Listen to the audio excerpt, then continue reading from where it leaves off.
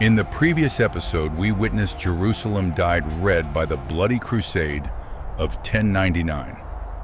Under the cloak of religion, the Holy Land transformed into a colonial kingdom and the birthplace of Europe's financial system. But as the Crusader army crumbled at the Horns of Hattin, the city of Jerusalem now lay exposed like an oasis in the middle of the desert. The city gates of Jerusalem tremble. Torches flicker. A Christian citizen clutches their child, shivering in a dark corner, waiting for the doors to be kicked down. Early October 1187. Put yourself in the shoes of a Christian citizen huddled inside Jerusalem. Outside, Saladin's victorious army has completely surrounded the hills. In your mind, the memory of the horrific massacre caused by your own ancestors 88 years ago is still bleeding. The city gates tremble. Torches flicker. This city is about to sink into a sea of blood once again. But victory is not always the privilege of the brutal. No massacre took place. Saladin entered the city with a treaty of amnesty. Welcome back to episode 2 of the history of Jerusalem. Let's begin. On October 2nd, 1187, the flag of the Ayyubid dynasty fluttered over the city walls. Through negotiations, Christian citizens earned the right to ransom themselves 10 dinars for a man, 5 dinars for a woman. They quietly packed their belongings and were safely escorted away by Saladin soldiers. The Al-Aqsa Mosque, once turned into a horse stable by the Crusaders, was personally ordered by Saladin to be cleansed with Damascus rosewater. But Saladin's most brilliant geopolitical decision was restoring demographic balance. He issued a historic decree welcoming the Jews back. Thousands of Jews who had been strictly banned under Crusader rule returned home. This tolerance immediately rebooted the economic engine. The massive souk market was revived. The familiar scents of the East returned. Persian pepper, Indian spices, and Asian silk flooded the stalls. A miraculous wartime paradox emerged. Even as Muslim and Christian rulers fiercely fought in the desert, merchant caravans from both sides crossed borders, freely trading unhindered. Intertwined economic interests created a buffer zone of peace more solid than any sword. In the mid-13th century, Jerusalem fell into the hands of a unique political entity, the Mamluk Sultanate from Egypt. Mamluk means property or owned. They were pagan children from the Black Sea region, kidnapped and sold into slavery. They were thrust into a brutally harsh training regimen to become the most elite horse archers. Upon reaching adulthood, these mercenary slaves staged a coup and seized control of the empire. Under Mamluk rule, Jerusalem was severely downgraded. It was not the capital, merely a provincial outpost taking orders from Damascus. It did not sit on any major trade routes. Most importantly, the Mamluks deliberately refrained from rebuilding the defensive walls, preventing Crusaders from retaking it and using it as a base. The city was turned into a retirement zone for disgraced generals. But this very military abandonment was its great salvation. Generals born as slaves always carried a complex about their legitimacy.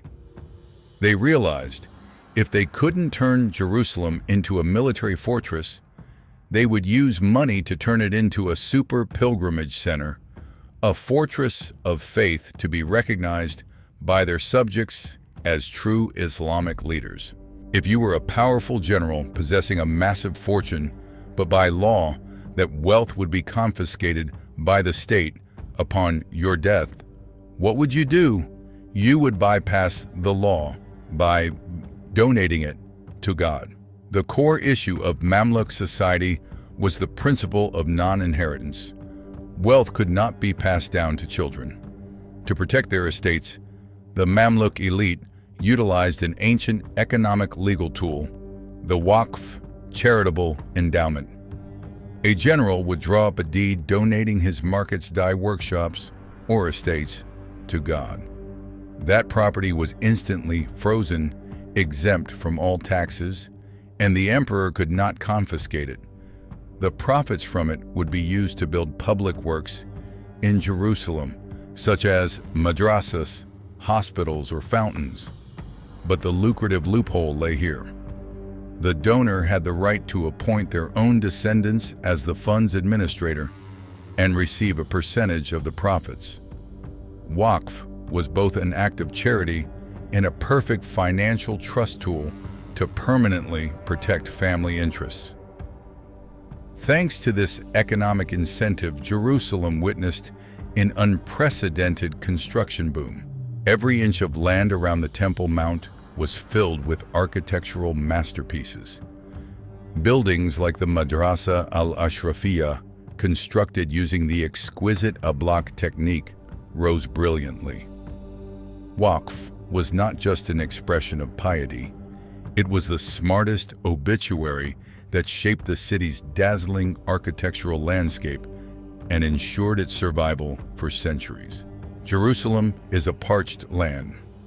To feed tens of thousands of pilgrims, Mamluk engineers restored the great aqueduct system. They channeled fresh water from reservoirs dozens of miles away over mountains straight into the temple center. But water wasn't just for drinking, it was a money-printing machine. Down in the valleys, the Mamluks carved rock tunnels to collect brackish water. The massive water pressure turned turbines to crush sugarcane. The sugar refining industry inherited from the Crusader era was scaled up, turning sugar into a lucrative export that manipulated Europe. Above-ground coexistence unfolded in a strictly established order. Christian and Jewish communities lived peacefully, but had to pay the jizya poll tax, a sum paid to the Islamic authorities in exchange for protection. Jewish doctors, Christian merchants, and Muslim artisans formed a bustling, interdependent web of services to maintain the city's vitality. The dense concentration of madrasas turned Jerusalem into the great academic center of the East. But on a macro level, losing the Holy Land altered Europe's financial mindset. In Italy, outrage over usury prompted the church to establish charitable financial institutions called Monti di Pietà, restructuring Europe's financial foundations. Most importantly, the Mamluk dynasties and later the Ottomans' monopolistic control of Jerusalem and their strangling of the Silk Road pushed European powers into a corner. Nations like Spain and Portugal realized they could not pierce the Middle Eastern wall. That stalemate forced the West to build larger ships and seek risky routes across the ocean in an attempt to find a path to India. The loss of Jerusalem was one of the economic driving forces that launched the Age of Discovery. In 1517, the mighty Ottoman Empire marched into Jerusalem, seizing the city from a Mamluk dynasty that had crumbled due to financial exhaustion. The Ottomans then used pure white limestone blocks to build the massive wall system surrounding the old city that we still see today. A new chapter had begun. The fragile peace here has always demanded a very high price. And over many centuries, history has proven that this price can never be paid with slaughter, but can only be bought with tolerance. I am Robert Langdon from History Reconstruction. Thank you for joining us in uncovering the blood-soaked yet miraculous pages of Jerusalem's history. If you found this 2-episode journey brought valuable perspectives, don't forget to hit like and subscribe to the channel so history can continue to be reborn. See you in the next chapters of history.